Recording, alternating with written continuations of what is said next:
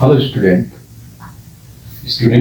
आज हम लोग डिस्कस करेंगे electric field and electric field intensity.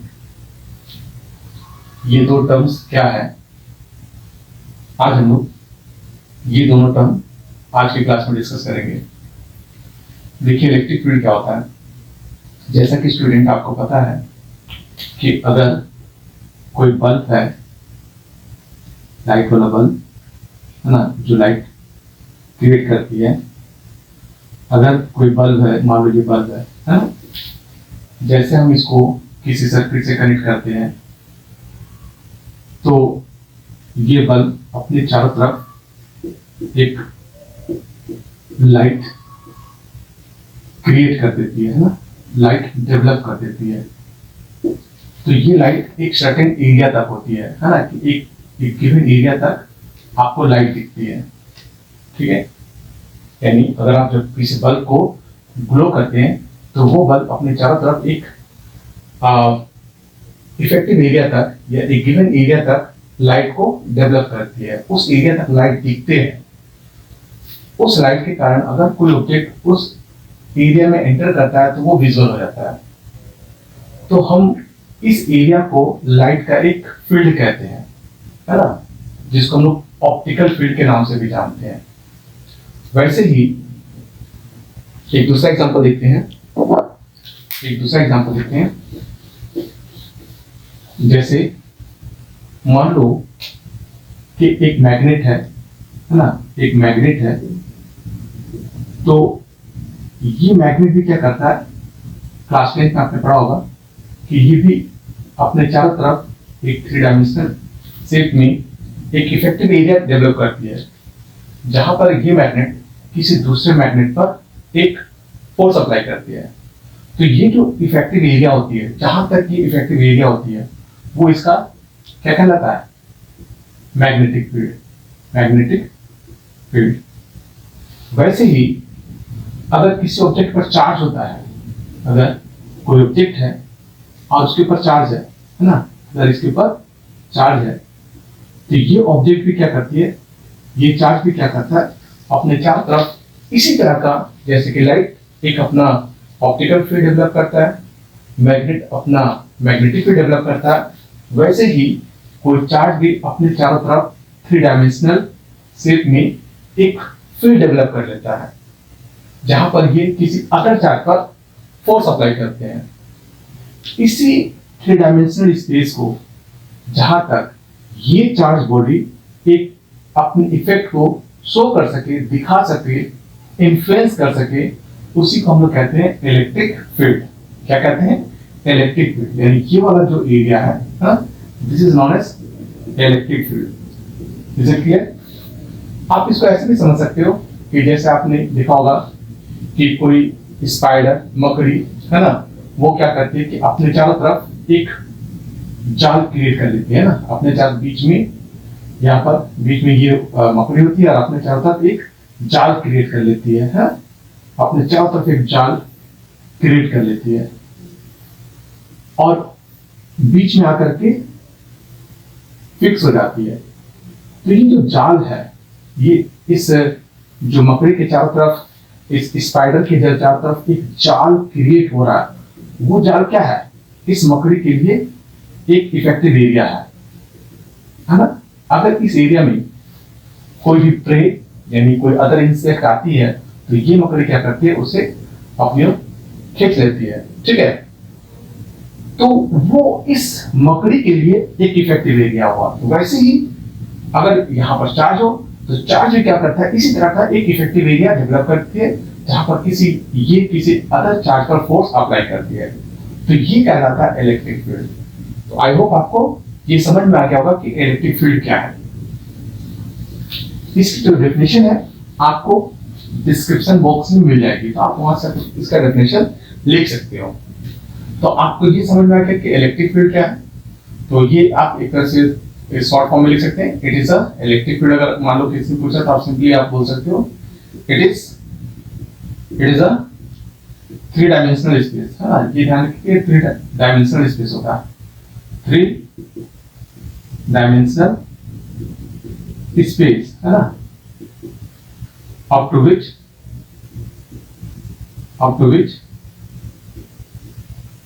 charge create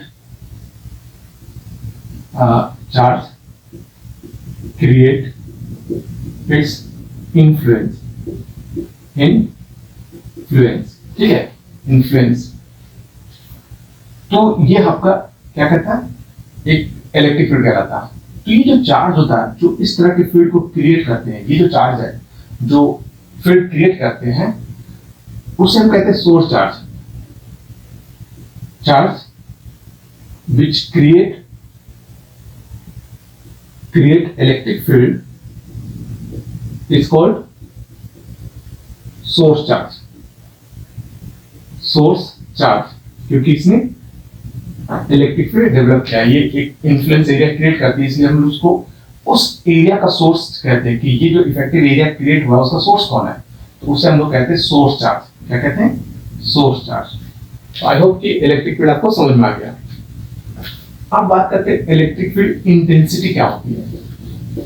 देखिए, इलेक्ट्रिक फील्ड इंटेंसिटी आपको सबसे ज्यादा यही यूज होता है, इलेक्ट्रिक फील्ड इंटेंसिटी, ठीक है, इंटेंसिटी। देखिए, जो इलेक्ट्रिक फील्ड इंटेंसिटी होती है इसको हम लोग सिंपली में इलेक्ट्रिक फील्ड भी कभी कह देते हैं। ये क्या है समझिए, मान लो कि ये फील्ड है, ठीक है, इस फील्ड को क्रिएट करने वाला ये 3 डायमेंशनल स्पेस है, यानी आप इसको ये नहीं समझिए कि ये सर्किल है, इट्स अ 3 डायमेंशनल स्पेस। आप इसको स्फीयर की तरह ट्रीट कर सकते हैं। तो मान लो कि ये जो सोर्स चार्ज है उसने इस फील्ड को क्रिएट किया। अब ये जो फील्ड क्रिएट हो रहा है इस सोर्स चार्ज के चारों तरफ, उस फील्ड की जो इफेक्ट है आपको क्या लगता है वो हर पॉइंट पर सेम होगी? अगर मान लो मैंने एक पॉइंट लिया ये और एक पॉइंट लिया ये, ठीक है, एक पॉइंट ए लिया और एक पॉइंट बी लिया, अब मैंने बोला कि बताओ इस सोर्स चार्ज जिसने अपना फील्ड डेवलप किया उसका इन्फ्लुएंस, उसका पावर क्या यहाँ और यहाँ सेम होगा? तो आप कहोगे नहीं सर ये पॉसिबल नहीं है ना, अलग अलग होंगे। आपके अकॉर्डिंग यहाँ पर ज्यादा होगा और यहाँ पर कम होगा। तो ये कैसे पता चलेगा कि कहाँ पर इस सोर्स चार्ज का पावर कितना है? तो इसी को किसी सोर्स चार्ज का फील्ड के किसी पॉइंट पर कितना पावर है, कितना इफेक्ट है, उस इफेक्ट को बताने के लिए हम लोगों ने एक टर्म यूज किया, electric field intensity.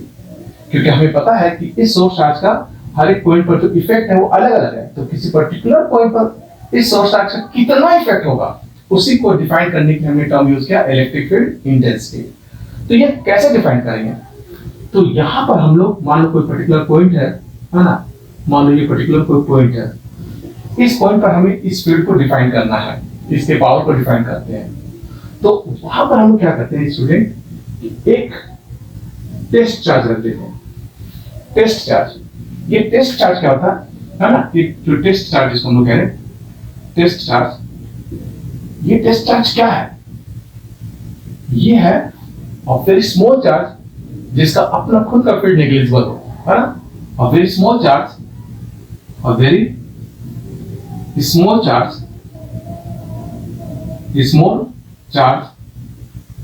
whose electric field can be negligible, ठीक है, जिसका अपना खुद का फील्ड नेग्लिजिबल, जिसकी इलेक्ट्रिक फील्ड नेग्लिजिबल हो। किसके कंपेयर है? In compare of source charge, ठीक है, इस सोर्स चार्ज के कंपेयर में उसका खुद का जो फील्ड होना चाहिए वो नेग्लिजिबल होना चाहिए, तो हम उसको टेस्ट चार्ज कहते हैं, राइट। तो हमने एक टेस्ट चार्ज रखा, तो मान लो कि ये टेस्ट चार्ज इसके फील्ड में, ये जो टेस्ट चार्ज है पॉजिटिव टेस्ट चार्ज, इसके फील्ड में, इस सोर्स चार्ज के फील्ड में जो पॉइंट P है वहां पर फोर्स F एक्सपीरियंस कर रहा। कितना फोर्स? तो टोटल फोर्स मान लो वहां पर वो F एक्सपीरियंस कर रहा। तो अगर यूनिट पॉजिटिव टेस्ट चार्ज हो, तो ये कितना फोर्स एक्सपीरियंस करेगा? F by Q naught. ये जो unit positive test charge field के किसी पॉइंट पर जो फोर्स एक्सपीरियंस करता है उसे ही हम लोग कहते हैं इलेक्ट्रिक फील्ड इंटेंसिटी। ठीक है, इंटेंसिटी। और इसे हम लोग डिनोट करते हैं कैपिटल डी से। किससे डिनोट करते हैं? कैपिटल डी से। तो ये हो जाता है E is equal to F by Q. क्या होता है? E is equal to F by Q. तो ये हमारा इलेक्ट्रिक फील्ड इंटेंसिटी कहलाता है, force experience by unit positive test charge. Unit positive test charge यानी यहाँ पर जो पॉजिटिव है ये एक तरह का साइन कन्वेंशन है कि पॉजिटिव टेस्ट चार्ज को ही रिस्पेक्ट में हम इलेक्ट्रिक फील्ड को डिफाइन करेंगे, not negative charge. So I hope कि क्लियर हो गया था, क्लियर हो गया होगा कि क्या है इलेक्ट्रिक फील्ड इंटेंसिटी। राइट, ये क्या है? सिर्फ एक मेथड है जिससे हम लोग किसी पॉइंट पर सोर्स चार्ज के पावर को, इफेक्ट को इंडिकेट करना चाहते हैं। ठीक है, अब एक चीज और देखिए,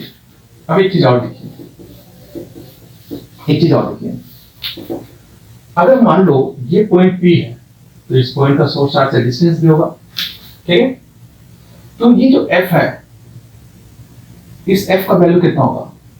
तो बाय कूलम्ब्स लॉ हम लोग इसको निकाल सकते हैं, कूलम्ब्स लॉ के through. F is equal to K Q naught upon R square. तो ये फोर्स का वैल्यू होगा कि ये पॉजिटिव प्लेट चार्ज कितना फोर्स एक्सपीरियंस कर रहा है। सो देयरफॉर हम इलेक्ट्रिक फील्ड कैसे निकालेंगे? इलेक्ट्रिक फील्ड इंटेंसिटी, सिंपली हम उसको इलेक्ट्रिक फील्ड भी कहते हैं। तो electric field is equal to हो जाएगा F बाय Q नॉट। तो ये जो E होगा वो क्या हो जाएगा? K Q upon R square.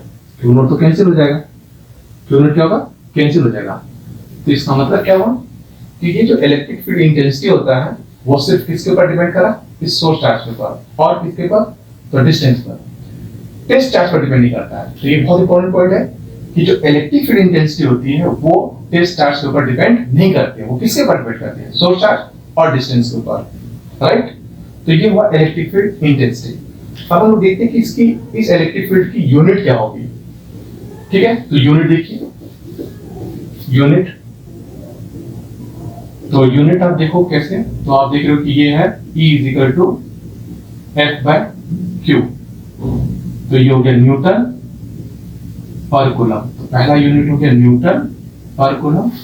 एक और यूनिट होती है इसकी और वो है वोल्ट मीटर। ये है वोल्ट मीटर। कैसे है कि आगे बताया जाएगा आपको। वोल्ट पर मीटर, ठीक है, यानी V बाय M।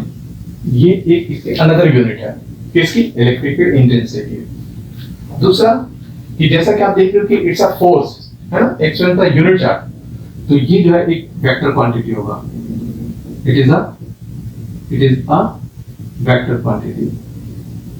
ठीक है, वेक्टर क्वांटिटी, ये जो है एक वेक्टर क्वांटिटी होगा। ठीक है, क्योंकि ये टाइप का फोर्स है तो ये एक वेक्टर क्वांटिटी बन जाएगा। अब वेक्टर है तो उसकी डायरेक्शन भी होगी। तो देखिए डायरेक्शन कैसे देखनी है। डायरेक्शन, ठीक है, डायरेक्शन देखो। तो डायरेक्शन देखना बहुत सिंपल है। मान लो कि आपका ये सोर्स चार्ज है, ये आपका सोर्स चार्ज है, ठीक है, और यहां पर कौन सा चार्ज होता है? तो यूनिट पॉजिटिव चार्ज। ठीक है, यूनिट पॉजिटिव चार्ज। तो जो फील्ड की डायरेक्शन है उस ये सोर्स चार्ज के ऊपर डिपेंड करेगी। अगर आपका सोर्स चार्ज पॉजिटिव है, अगर सोर्स चार्ज आपका पॉजिटिव है तो बताइए ये पॉजिटिव और ये भी पॉजिटिव, तो field is a kind of force. तो ये जो फोर्स लगेगा वो रिपल्सिव लगेगा ऐसे।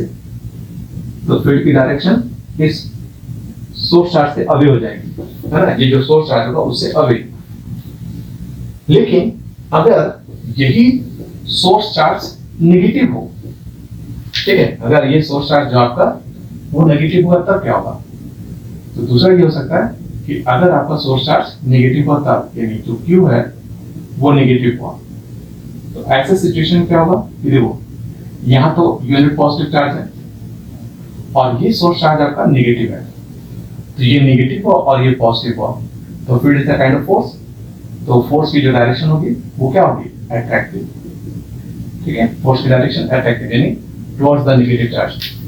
तो आप कह सकते हो कि जो इलेक्ट्रिक फील्ड है वो सोर्स चार्ज के ऊपर डिपेंड करती है। अगर वो पॉजिटिव है तो electric field away from the charge, और अगर वो नेगेटिव है तो electric field towards the charge. तो एक तरह से ये भी कह सकते हो कि इलेक्ट्रिक फील्ड पॉजिटिव से नेगेटिव की ओर है, राइट। तो ये इस तरह से इसका डायरेक्शन बहुत आसानी से समझा जा सकता है, ठीक है। तो ये है आपका इलेक्ट्रिक फील्ड इंटेंसिटी और उसकी डायरेक्शन एंड यूनिट। लेकिन एक और इम्पोर्टेंट पॉइंट है, वो भी हम लोग यूज करते हैं कि अगर मान लो कि कोई फील्ड है और उस फील्ड में हमने किसी चार्ज को रखा, तो इलेक्ट्रिक फील्ड का फॉर्मूला हो रहा है F/Q नॉट। तो F इज इक्वल टू क्या होता है, E इंटू Q नॉट या Q नॉट इंटू E। इसका मतलब ये हुआ कि अगर कोई इलेक्ट्रिक फील्ड दिया हुआ है और उस फील्ड में किसी टेस्ट चार्ज को रखा जा रहा है, तो उस चार्ज पर कितना फोर्स लगेगा, अगर उसको फाइंड आउट करना है तो हम ये फॉर्मूला यूज कर सकते हैं, F is equal to Q into E। अगर कोई फील्ड है, उस फील्ड की वैल्यू दिया हुआ है और उसमें कोई टेस्ट चार्ज दिया हुआ है कि एक टेस्ट चार्ज रखा गया है, तो बताइए इसके ऊपर कितना फोर्स लग रहा है। तो वो हम फिर इस मेथड से निकाल सकते हैं, राइट। और जब फोर्स आएगा तो आप चाहो तो एक्सेलरेशन निकालो। देयरफॉर एक्सेलरेशन, अगर उसका मास है चार्ज बॉडी का, तो आप एक्सेलरेशन भी निकाल सकते हो। Acceleration A is equal to F by m, Newton का सेकंड लॉ से F by m, तो ये हो जाएगा QE डिवाइडेड बाय m, ठीक है। तो आप एक्सेलरेशन निकाल सकते हो, और अगर एक्सेलरेशन आ जाएगा तो आप चाहो तो उस पर इक्वेशन ऑफ मोशन भी यूज कर सकते हैं। तो ये था हमारा इलेक्ट्रिक फील्ड और उसके डायमेंशन, उसका डायरेक्शन, उसका यूनिट एक्सेट्रा। आप चाहो तो इसका डायमेंशनल फॉर्मूला भी लिख सकते हो, है ना, किसका, इलेक्ट्रिक फील्ड का। तो देखिए डायमेंशनल फॉर्मूला वो कैसे लिखेंगे, तो डायमेंशनल फॉर्मूला भी देख लीजिए। डायमेंशनल फॉर्मूला, तो देखिए स्टूडेंट, डायमेंशनल फॉर्मूला के लिए सबसे पहले देखेंगे इलेक्ट्रिक फील्ड का फॉर्मूला क्या है, तो ये F/Q नॉट है। तो यहाँ पर F का डायमेंशनल फॉर्मूला लिखो, क्योंकि ये क्लास 11 का है, तो ये हो जाएगा M1, ये फोर्स है, तो फोर्स का जो डायमेंशन फॉर्मूला होता है M1 L1 T-2, और नीचे है चार्ज। चार्ज का जो डायमेंशन फॉर्मूला होता है, ये आपको पहले बताया जा चुका है कि इसका dimension formula A into T, ampere का A और टाइम का कैपिटल T। तो इससे जो इसका डायमेंशन फॉर्मूला होगा M1 L1 T-3 P-1 है। इसे भी याद कर लीजिए क्योंकि पेपर में ये भी पूछता है, ठीक है, इसे भी पूछा जाता है। तो इस तरह से हमने इलेक्ट्रिक फील्ड का एक अच्छा सा कॉन्सेप्ट देखा और हमें समझ में आया कि what is the electric field, what is the unit, scalar और vector, direction and dimensional formula. तो आई होप आपको ये लेक्चर समझ में आ गया होगा। मिलते हैं नेक्स्ट क्लास में। Thank you.